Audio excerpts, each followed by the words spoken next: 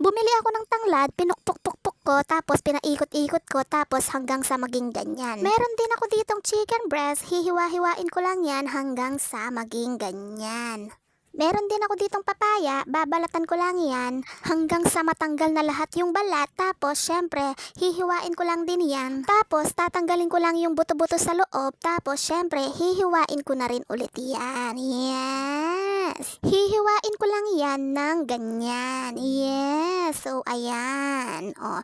Tapos, nagpainit na rin ako ng kaserola. Nilagyan ko na ng mantika. Nung mainit na yung mantika, nanggisa na ako ng bawang at sibuyas at luya. Yes! Igigisa-gisa ko lang yan hanggang sa mag-brown na yung bawang, hanggang sa lumabas na yung aroma. Tapos, ilalagay ko na rin yung chicken. Yes! Igigisa-gisa ko lang yung chicken sa bawang, sibuyas at luya. Tapos, lalagyan ko na ng patis. Tatakpan ko, pakukuluin ko ng bonggang-bongga.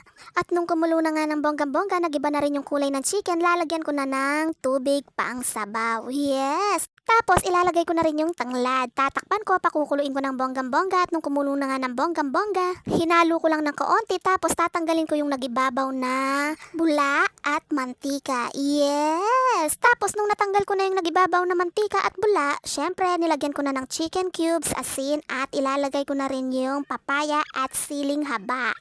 Tapos, hahalu-haluin ko lang ng bahagya. Tapos, syempre, tatakpan ko muna, pakukuluin ko ng bonggang-bongga. At nung kumulo na nga ng bonggang-bongga, syempre, hahaluin ko na naman yan.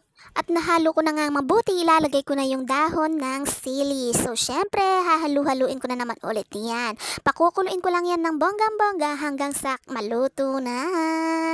So, this time guys, pakukuluin ko lang yan ng bonggang-bongga, tapos luto na.